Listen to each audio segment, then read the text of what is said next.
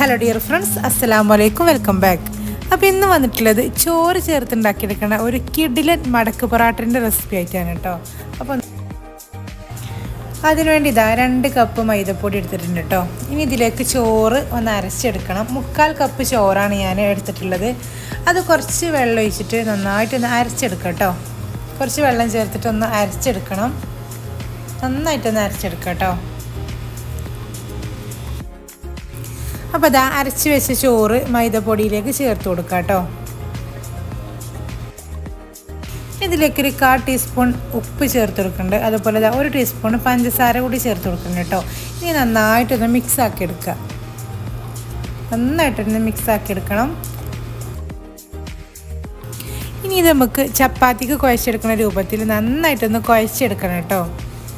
ഇതുപോലെ നന്നായിട്ടൊന്ന് കുഴച്ചെടുക്കുക. ഇനി അതിൻ്റെ മുകളിൽ കുറച്ച് ഓയിൽ സ്പ്രെഡാക്കിയതിന് ശേഷം അരമണിക്കൂറോളം ഒന്ന് റെസ്റ്റ് ചെയ്യാൻ വെക്കുക. അപ്പോൾ അത് അരമണിക്കൂറിന് ശേഷം മാവ് എടുത്തിട്ടുണ്ട് കേട്ടോ. നന്നായിട്ട് സോഫ്റ്റായിട്ട് വന്നിട്ടുണ്ട്. ഇനി നമുക്കത് ബോൾസാക്കി മാറ്റണം. ഇതേപോലെ മാവിനതാ നീളത്തിലൊന്ന് കുഴച്ചതിന് ശേഷം ഒരു മീഡിയം സൈസിൽ നമുക്കതൊന്ന് കട്ട് ചെയ്തെടുക്കാം കേട്ടോ. അപ്പോൾ അത് മുഴുവനായിട്ടൊന്ന് കട്ട് ചെയ്തെടുത്തിട്ടുണ്ട്. അപ്പോൾ ഇതിനൊരു ബോൾ എടുത്തിട്ട് നമുക്കിതിന് പരത്തിയെടുക്കാം. ഇതേപോലെ ഒന്ന് പരത്തിയെടുക്കാം കേട്ടോ. ആദ്യം ഒന്ന് 4 ഭാഗം ഒന്ന് പരത്തിയെടുക്കാം. അപ്പോൾ ഇതുപോലെ 4 ഭാഗം നമുക്ക് നന്നായിട്ടൊന്ന് പരത്തിയെടുക്കാം കേട്ടോ. ഇനി കുറച്ച് ഓയിലും സ്പ്രെഡാക്കി കൊടുക്കാം. ഇതേപോലെ ഒന്ന് ഓയിലും സ്പ്രെഡ് ചെയ്യാം കേട്ടോ. എന്നിട്ട് ഇതൊന്ന് മടക്കിയെടുക്കണം. ഇനി കുറച്ച് മൈദമാവ് തൂവി കൊടുത്തതിന് ശേഷം 2 ഭാഗം ഇതുപോലെ ഒന്ന് മടക്കിയെടുക്കുക കേട്ടോ.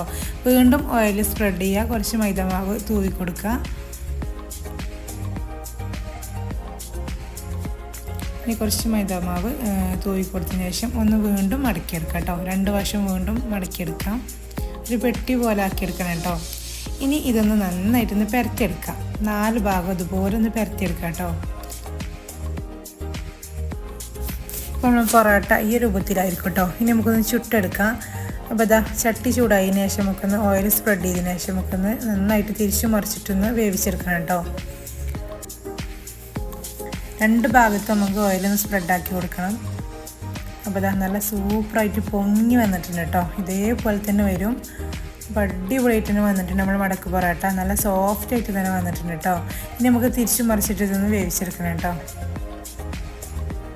ഉണ്ടല്ലേ, സൂപ്പർ പൊറാട്ടയാണിത്. നല്ല അടിപൊളിയായിട്ട് തന്നെ കിട്ടിയിട്ടുണ്ട് കേട്ടോ. അപ്പോൾ എല്ലാവരും ഒന്ന് ഉണ്ടാക്കി നോക്കുകൊണ്ട് സൂപ്പറാണ്. ബാക്കി വന്ന ചോറുണ്ടെങ്കിൽ അത് കളയാൻ നിൽക്കണ്ട. ഇതേപോലെ ഒന്ന് ഉണ്ടാക്കിയെടുത്താൽ മതി. അപ്പോൾ നമുക്ക് ബാക്കിയുള്ളത് കൂടി നമുക്ക് ചുട്ടെടുക്കാം കേട്ടോ.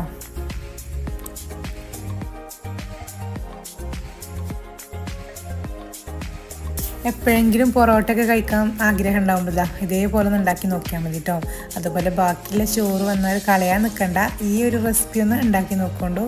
അടിപൊളിയാണ് കേട്ടോ. നല്ല ബീഫ് കറിൻ്റെയൊക്കെ കൂടെ കഴിക്കാൻ സൂപ്പറാണ്. അപ്പോൾ ഈ ഒരു വീഡിയോ ഇഷ്ടപ്പെട്ടാൽ എല്ലാവരും ഒന്ന് ലൈക്ക് ചെയ്യുക കേട്ടോ. അതുപോലെ സബ്സ്ക്രൈബ് ചെയ്ത് സപ്പോർട്ട് ചെയ്യുക. നെക്സ്റ്റ് ഞാനൊരു അടിപൊളി വീഡിയോ ആയിട്ട് വരാം. അസ്സലാമു അലൈക്കും, നമസ്കാരം.